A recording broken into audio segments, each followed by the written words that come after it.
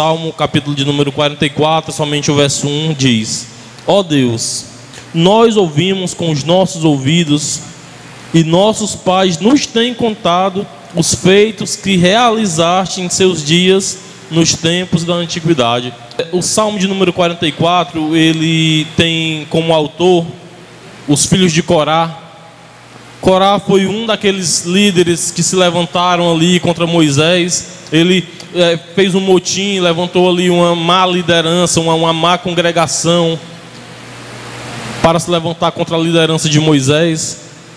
E a Bíblia fala aqui de seus descendentes. Os filhos de Corá são a descendência de Corá, a posteridade de Corá. E nós vemos aqui que eles eram levitas e faziam salmos, eles cantavam no templo do Senhor, e eles eram salmistas. E eles ali, como líderes do povo, eles escrevem salmos. Alguns salmos são da autoria dos filhos de Corá. E ele já começa aqui, querido, glorificando a Deus pelos grandes feitos que Deus fizeram no passado. Vamos acompanhar comigo. Ó Deus, nós ouvimos com os nossos próprios ouvidos e nossos pais nos têm contado os feitos que realizaste em seus dias, nos tempos da antiguidade. Como expeliste as nações com a tua mão e os plantastes a eles, como afligiste os povos e a eles os alargastes. Pois não conquistaram a terra pela sua espada, nem o seu braço o salvou, mas a tua destra e o teu braço e a luz da tua face, porquanto agradaste deles. Tu és o meu rei, ó Deus, ordena salvações para Jacó. Verso 5: Por ti venceremos os nossos inimigos, pelo teu nome pisaremos os que se levantam contra nós. Pois eu não confiarei no meu arco, nem a minha espada me salvará. Mas tu nos salvastes dos nossos inimigos e confundiste o que nos aborreciam. Em Deus nos gloriamos todo dia e louvamos o teu nome eternamente. Amados, aqui o que o autor está fazendo é nada mais, nada menos do que glorificando o nome do Senhor. Ele está dizendo no verso 1 que os pais deles os tinham contado dos grandes feitos que o Senhor fizera na antiguidade.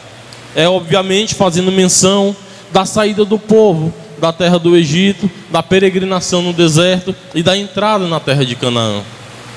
E o que ele está fazendo aqui, querido, é glorificando, exaltando o nome do Senhor pela benfeitoria, pela graça derramada sobre a vida daquele povo. Ele está fazendo menção aqui, querido, das 10 pragas que Deus mandara na terra do Egito para livrar o seu povo. Ele está fazendo menção da coluna de nuvem que Deus mandou sobre aquele povo para o refrescar durante o dia. Sobre a coluna de fogo, a coluna de nuvem de dia, a coluna de fogo à noite para os aquecer. Ele está glorificando a Deus, querido, porque no passado Deus abriu o mar vermelho para aquele povo passar a pés enxutos, pela provisão do maná, pela carne, pela água que Deus mandou. Ele está glorificando a Deus por sua graça, perdão e misericórdia e benignidade, por ter tirado aquele povo que tanto sofria nas mãos dos egípcios. E agora ele glorifica a Deus, porque Deus, com seu braço forte e mão estendida, fez aquele povo vencer no passado. Fez aquele povo, meu amado, entrar numa terra de descanso, numa terra que mana leite e mel. E ele continua dizendo aqui no verso 5: Por ti venceremos os nossos inimigos pelo teu nome, pisaremos os que se levantam contra nós. Pois eu não confiarei no meu arco, nem a minha espada me salvará. Mas tu nos salvaste dos nossos inimigos e confundiste os que nos aborreciam. Ele está falando aqui da antiguidade. Ele está falando: Senhor, com teu braço forte e mão estendida, Senhor, pelo teu poder os nossos pais venceram. Pelo teu poder eles tomaram posse da Canaã. Pelo teu poder, Senhor, eles entraram no teu descanso. Os amados estão entendendo? Deus está sendo glorificado pelos filhos de Corá pelos seus feitos passados, por coisas que Deus fizera na antiguidade. Mas aqui no verso 9, a coisa muda de figura. A partir do verso 9, querido, o que nós vamos ver é a diferença entre o passado e o hoje, aqui referindo-se ao tempo na qual o salmista estava escrevendo. A coisa vai mudar de figura. Ao invés dele glorificar a Deus, ele vai passar a relatar o tempo presente na qual aquelas pessoas estavam vivendo. Acompanhe comigo no verso 9. Mas agora tu nos rejeitaste e nos confundiste, e não saís com os nossos exércitos. Tu nos fazes retirar do inimigo, e aqueles que nos odeiam nos tornam como saque. Verso 11. Tu nos entregaste como ovelhas para comer, e nos espalhaste entre as nações. Tu vendes por nada o teu povo, e não aumentas a tua riqueza com o seu preço. Tu nos fazes o opróbrio dos nossos vizinhos, o escárnio e zombaria daqueles que estão à roda de nós.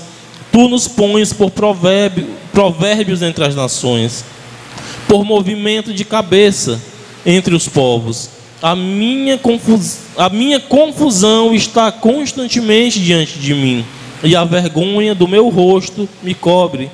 A voz daquele que afronta e blasfema por causa do inimigo e do que se vinga. Os irmãos percebem que o salmista ele começa glorificando a Deus pelo passado, pelas grandezas que Deus fizera por amor àquele povo, por amor ao povo de Israel. Mas a partir do verso 9 ele diz: mas agora, Senhor, mas hoje, Senhor, mas no tempo presente, a coisa muda de figura. Ele está dizendo que nós hoje não vencemos mais o inimigo. Ele está dizendo: Senhor, agora nós somos alvo de meneio de cabeça entre as nações. Senhor, hoje o teu povo é oprimido. Hoje os animais selvagens estão no meio da terra. Hoje tem doença, hoje tem praga, hoje tem fome. O salmista aqui, meu querido, está fazendo um comparativo do antes e do agora. No verso de número 14: tu nos pões por provérbio entre as nações, por maneio de cabeça entre os povos. Amados, o povo de Deus agora está passando opróbrio, passando vergonha, sendo humilhado pelas nações vizinhas. Quem sabe nós hoje glorificamos a Deus pelas coisas que Deus fez de bom para nós no passado. Mas hoje a nossa vida, quem sabe, está um pouco abalada, um pouco abatida. A nossa vida espiritual está fraca. Nós já não oramos mais como antes. Nós já não jejuamos mais como antes. Já não lemos mais a palavra como antes. Já não temos mais tanta vitória na oração. Era o que aquele povo estava falando. Eu estou parafraseando e trazendo e aplicando em nossa vida cristã. Senhor, no passado a nossa oração parecia que era mais ouvida. Senhor, no passado nós víamos milagres, o Senhor operava grandemente, ouvia a nossa oração, ouvia a nossa súplica. Mas hoje não, Senhor. Hoje nós somos humilhados. Já não vencemos mais o pecado como antigamente. Tem doença na família. Irmãos, o que eu quero dizer é que Deus não nos chamou para viver uma vida cristã fácil. De fato, nós seremos humilhados. Nós passaremos por vergonha, por aflição, por perseguições. Você pode hoje estar louvando a Deus pelas grandezas que Deus fez no passado, mas hoje deve ter alguma coisa difícil, alguma luta, alguma aflição, alguma batalha que você esteja passando. Era o que estava acontecendo com aquele povo. Verso 10: tu nos fazes retirar do inimigo, e aqueles que nos odeiam nos tornam como sangue. Verso 11: tu nos entregaste como ovelhas para comer, e nos espalhaste entre as nações. Ele está dizendo aqui que o próprio Deus permite que aquele povo passe por todas essas lutas, pela guerra, pela espada, pela fome, pela doença. Ele está dizendo, querido, que o próprio Deus permite com que aquele povo seja afligido. Mas o que eu quero mostrar para você, querido, aqui no verso 17. Leia comigo. Tudo isso nos sobreveio, todavia não nos esquecemos de ti, nem nos ouvemos falsamente contra o teu conserto. Verso 18. O nosso coração não voltou atrás, nem os nossos passos se desviaram das tuas veredas. Irmão, preste atenção. Olha o que é que o salmista está dizendo. Senhor, outrora tu nos fizeste vencer, mas agora nós estamos passando pela dor. Mas no verso 17 ele está dizendo que não é por conta de pecado. Não é por conta do pecado, ele está dizendo: tudo isso nos sobreveio, a peste, a fome, a espada, a guerra, a dor, a aflição, mas, verso 17, não nos esquecemos de ti. Nós estamos vendo aqui, querido, um povo que está passando por luta, apesar de não ter esquecido de Deus. Era um povo, querido, que estava na obediência, era um povo que estava amando a Deus com suas obras. Era um povo que estava observando a lei de Deus por amor. Era um povo que não levantou a sua voz a outro Deus. Era um povo que não se entregou à idolatria. Mas por que, Senhor? Quem sabe, querido, a gente está na obediência hoje, está servindo a Deus com inteireza de coração, e coisas ruins não sobrevêm. As aflições não sobrevêm, a doença, as perseguições por parte de familiares, por parte de vizinhos. Mas sim, você está desobedecendo a Deus.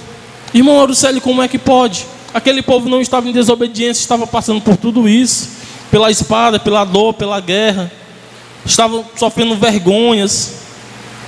Verso 12, aqui quero fazer menção: tu vendes o teu povo por nada.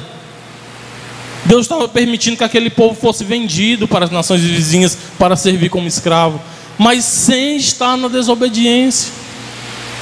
Eu quero fazer uma observação, querido: nem toda dor que nos acontece é fruto de pecado.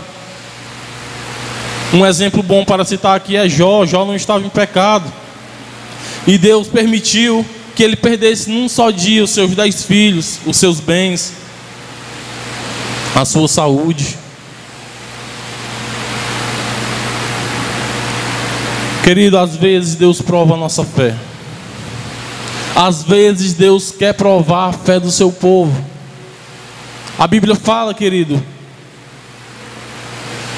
que Deus rejeitou Jacó, rejeitou Esaú e amou Jacó.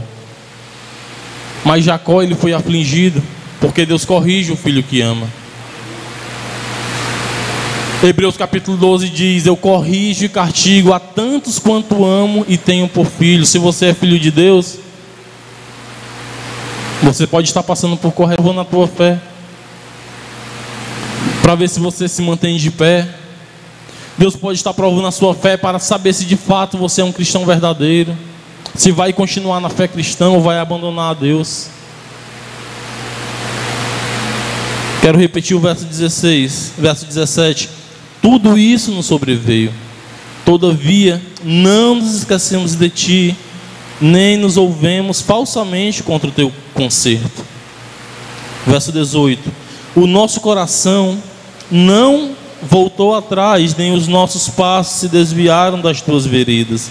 Verso 19. Ainda que nos quebrantaste num lugar de dragões e nos cobriste com a sombra da morte, se nós esquecermos o nome do nosso Deus e estendermos as nossas mãos para Deus estranho, porventura não conhecerá Deus isto? Pois Ele sabe o segredo do coração. Então, irmãos, nós estamos vendo aqui um povo que estava na desobediência, estava observando a lei de Deus, estava em obediência à palavra do Senhor, mas tudo isso lhe sobreveio. O mal estava no meio daquele povo, apesar de eles não terem pecado contra Deus. Bem como o mal veio sobre a vida de Jó e sua família, apesar de ele não estar em desobediência contra Deus. Querido, a palavra de Deus diz que Ele prova a nossa fé. Ele prova a nossa fé, Ele quer saber, quer conhecer a qualidade da nossa vida cristã. De vez em quando, muitos, por muito pouco, querem abandonar a fé cristã, querem sair dos caminhos do Senhor, querem voltar para o mundo, querem voltar para suas vidas antigas por tão pouco. Mas olha o que é que aqueles homens estão dizendo: Senhor, nós não nos esquecemos de Ti. Não importa a dor, não importa a aflição que nos sobrevenha, não importa, Senhor, nós não nos esquecemos de Ti. Nós não levantaremos a nossa voz e as nossas mãos a Deus estranho. Senhor, não importa que a espada, a fome e a peste esteja sobre nossa vida, nós não vamos nos esquecer de Ti. Mas a gente faz que nem Pedro: Senhor, para onde iremos se só Tu tens as palavras de vida eterna? Querido, eu estou falando esta manhã de perseverança na fé cristã. Eu estou falando nesta manhã de que você tem uma herança. Não como alguns estão pregando, a herança e as bênçãos de Abraão. As bênçãos de Abraão e a riqueza de Abraão. Não, querido. Eu estou falando de uma herança que é eterna, que é no céu, uma cidade de ouro. Deus está dizendo para a gente perseverar hoje, perseverar agora, perseverar nesta vida. Eu não falo de vir apenas para a igreja e sentar no banco, mas eu falo de perseverar na fé cristã. Quem aqui que não passa por luta? Eu passo por lutas. E vez ou outra o inimigo vem me fazer tentar a cair, a voltar para o mundo.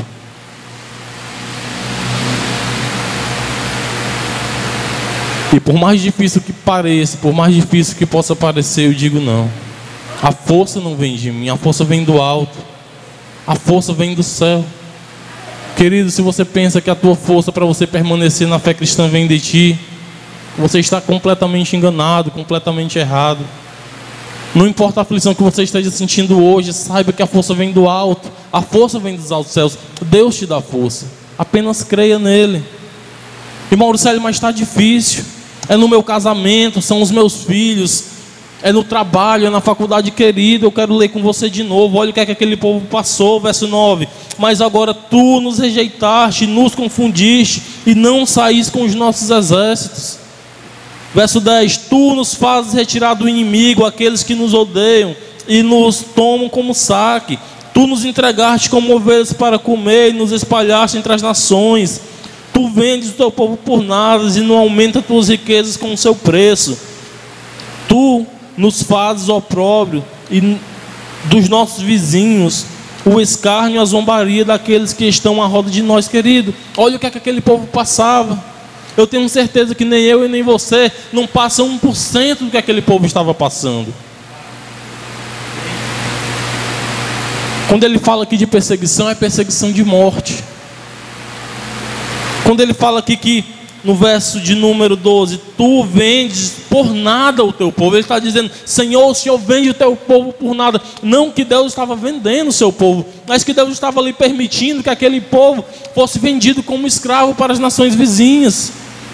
E ele continua dizendo: e não aumentas a tua riqueza com o seu preço. Senhor, o Senhor não fica mais rico por permitir que o teu povo seja vendido. O que é que o Senhor está ganhando com isso, meu Deus?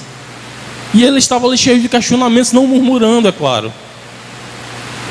Estava ali orando a Deus: Senhor, tu agora nos fazes opróbrio entre as nações. Ele está falando aqui do tempo presente. Medite sobre a sua vida. Como está a sua vida no tempo presente, no hoje, no agora? Tem luta? Amém, glória a Deus. Crente passa por luta mesmo. Não é estranho, é normal. Verso 19: ainda que nos quebrantaste num lugar de dragões e nos cobriste com a sombra da morte, se nós esquecermos o nome do nosso Deus e estendermos nossa mão para um Deus estranho, porventura não conhecerá Deus isso? Pois Ele sabe os segredos do coração. O salmista está dizendo aqui, querido: olha, Senhor, se nós levantarmos nossa mão a Deus estranho, o Senhor não vai ver isso? Se a gente, Senhor, se desviar dos teus caminhos e da tua lei para servir a um Deus estranho, para nos irmos para a idolatria, O Senhor não vai atinar para isso, o Senhor não vai perceber isso. Por acaso não atinaria Deus, não veria se nós fôssemos para Deus estranho? Ele está orando ali como, será que Deus não está vendo o nosso opróbrio? Nós não estamos indo para outro Deus, estamos confiando num Deus verdadeiro e único. Ele estava ali cheio de questionamentos. De vez em quando, querido, a nossa fé está tão abalada que parece que Deus não ouve a nossa oração. De vez em quando a gente passa por lutas tão ferrenhas que a gente se questiona, será que Deus está me vendo? Será que Deus está vendo a dor que eu estou sentindo hoje? A minha oração parece não ser mais atendida como antes. Eu estou passando por uma frieza espiritual tão grande que parece que Deus está tão longe, tão distante de mim. Agora Deus não sai. Quando eu saio para a batalha, Deus parece que não sai comigo como antes. Deus se afastou, Deus se retirou de mim. Deus parece estar tão longe, tão distante. Isso acontece, amado. Isso acontece. Isso acontece. Um dia eu vi uma pessoa falando sobre as palavras de um certo monge, que ele trouxe uma certa ilustração chamada a noite escura da alma. É um momento em que o cristão ora e parece que Deus não atende. O cristão passa por uma espécie de depressão tão grande, tão profunda, parece que Deus está distante. A sua alma parece que naquele momento não é mais suprida pela presença de Deus. Eu imagino que estes homens estavam passando por isso.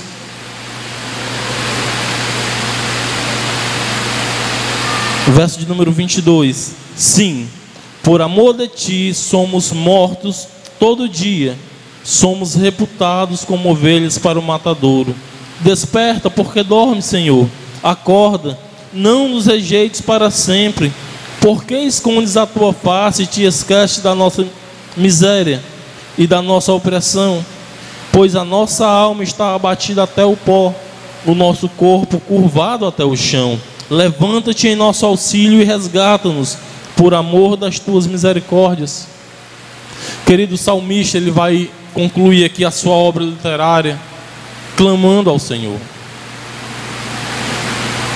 dizendo: Senhor, desperta, parece que o Senhor está dormindo. Senhor, desperta, vem em nosso socorro, vem em nosso auxílio. Senhor, vem suprir a minha alma com a tua presença. Em outras palavras, estou aqui parafraseando, mas em momento algum, querido, o autor diz que vai buscar em outro Deus. Em nenhum momento ele diz que eles vão querer retornar a sua alma para o mundo, para a idolatria. Em momento algum ele murmura contra Deus ou blasfema contra o Senhor. Não, ele conclui dizendo: Senhor, desperta, porque dorme. Ele clama ao Senhor. É o que nós devemos fazer, amado, no meio das nossas lutas, das nossas aflições. Não fazer que nem um povo no deserto que fez um bezerro de ouro, por não estar ali com o coração voltado para o Senhor e esperar pela provisão de Deus. Não, eles fizeram um bezerro de ouro, não tiveram paciência. Mas aqui esses homens dão um exemplo de fé. Eles dizem: Senhor, eles clamam a Deus, eles buscam em Deus, pois eles sabem que só Deus pode suprir as suas necessidades. Só Deus, só em Deus a salvação. Esses homens sabiam disso. É um chamado, querido, a nós perseverarmos na fé cristã, perseverarmos em Deus, confiarmos no Senhor. Salmo 40, o salmista diz: esperei com paciência no Senhor. Alguns de nós não temos esperado com paciência. Inclusive eu confesso aqui para os amados irmãos que sou um homem falho, e de vez em quando a minha paciência meio que se esgota, meio que eu me enfraqueço. Mas cabe a nós, queridos, orarmos a Deus e pedirmos mais paciência e esperar no Senhor. Clamarmos a Deus e ter paciência de esperar que no tempo certo Deus virá com sua graça, com seu perdão, com sua misericórdia. No verso de número 22 ele diz: sim, por amor de ti somos mortos todo dia, somos reputados como ovelhas para o matadouro. Aqui o apóstolo Paulo ele faz menção lá em Romanos sobre essa passagem. Abre comigo em Romanos capítulo 8.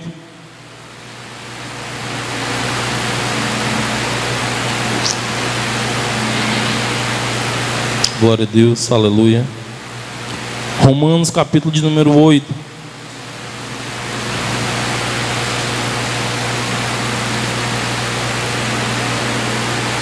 Vamos ler a partir do verso de número 31. Querido, e aqui no Novo Testamento,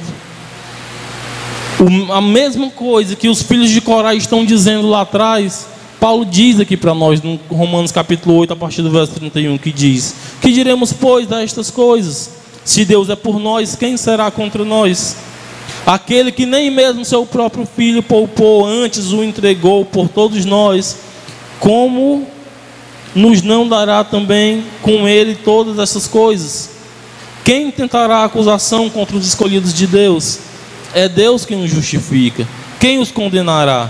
Pois é Cristo quem morreu, antes quem ressuscitou dentre os mortos, a qual está à direita de Deus e também intercede por nós. Quem nos separará do amor de Cristo? A tribulação, a angústia, ou a perseguição, a fome, ou a nudez, ou o perigo, ou a espada? Como está escrito até aí. E aqui no verso 36, o apóstolo Paulo vai fazer menção do que está escrito no Salmo 44, que nós acabamos de ler no verso 22. Por amor de ti, somos entregues à morte todo o dia. Fomos reputados como ovelhas para o matadouro.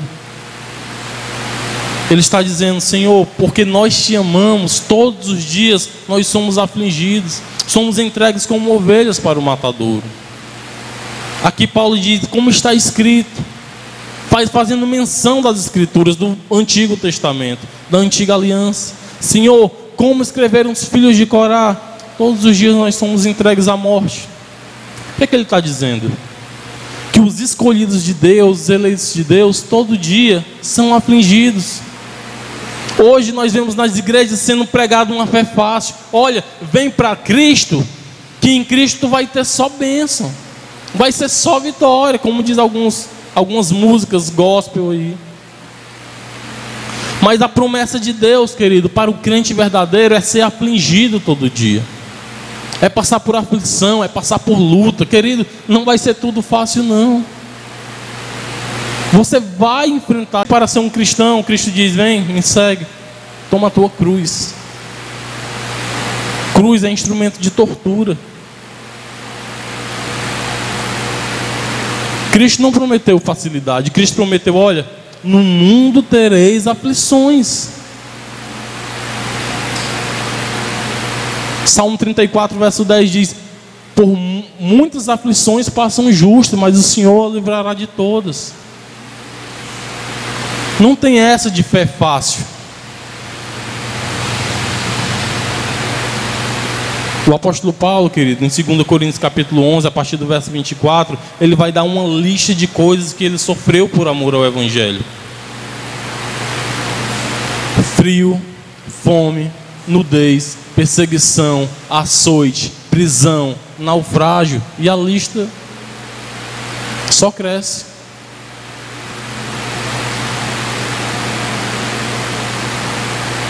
Querido, nós passamos por lutas, nós passaremos por luta até o dia da vinda de Cristo. Se você abrir comigo em Mateus capítulo de número 24, ou melhor, Marcos, que fala a mesma coisa, só que fala ainda melhor. Marcos capítulo 13, verso de número 24. Ora, naqueles dias, depois daquela aflição, o sol se escurecerá e a lua não dará a sua luz. Aqui Cristo vai falar sobre a sua vinda. E ele diz: naqueles dias, no dia da vinda do Filho do Homem, no dia da minha vinda, depois daquela aflição, depois do período da referida tribulação, ou seja, querido, a cristandade, a igreja de Deus vai passar por tribulação até o último dia. Existem falsos cristãos hoje em dia pregando que na vida do crente vai ser só bênção. Vem aí, senta aí, dá o teu dízimo, dá a tua oferta, dá o teu dinheiro, bota o teu dinheiro no envelope, participa de campanha que vai ser tudo bênção, só vitória, a tua família vai ser abençoada, tu vai ter carro, empresa, casa. Não, querido, A promessa de Deus para os cristãos é aflição, é dor. E os filhos de Corá, que outrora glorificavam a Deus pelos passados e agora está passando por aflição, aquele povo nos dá um bom exemplo de fé. E o exemplo que eles dão é: persevera, creia em Deus, clame a Deus, continua na fé, não se afaste da presença do Senhor. Continua, querido, persevera como um bom soldado de Cristo. No mundo tereis aflições, mas tem de bom ânimo, eu venci o mundo, foi o que Cristo disse.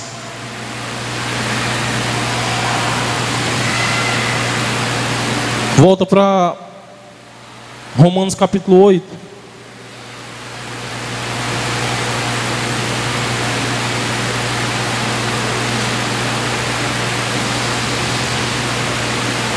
Verso de número 37. Mas em todas essas coisas somos mais do que vencedores por meio daquele que nos amou. Porque estou bem certo que nem morte, nem a vida, nem os anjos, nem os principados, nem as potestades, nem o presente, nem o porvir, nem a altura, nem a profundidade, nem alguma outra criatura nos separará do amor de Deus que está em Jesus Cristo nosso Senhor. Ele está dizendo, querido, que não importa a dor que você sinta, não importa a aflição na qual você esteja passando hoje, nem a fome, nem a espada, nem a peste, nem a perseguição poderá nos separar do amor de Deus que está em Jesus Cristo nosso Senhor. Glória a Deus, glória a Deus. Mas ele está falando de perseverança. Ele está dizendo: crente, qual é a dor que você está passando hoje? Não importa, nem interessa. Importa que você apenas persevere, creia em Deus, mantenha a sua fé firme até o último dia. Porque nada, nenhuma das dores que você está passando hoje vai te separar do amor de Deus que está em Jesus Cristo. Aqui Paulo fala para uma igreja perseguida. Aqui Paulo fala para uma igreja que estava cheia de dúvidas em sua cabeça. Será que Deus nos ama? A perseguição está vindo sobre nós. Será que Deus nos ama? Será que Deus de fato está conosco? Paulo diz: porque estou bem certo que nem a morte,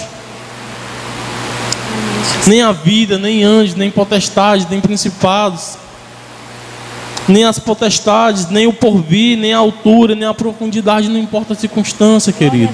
Deus é contigo. Glória a Deus. Nada pode te separar do amor de Deus. Nada nem ninguém pode te separar do amor de Deus.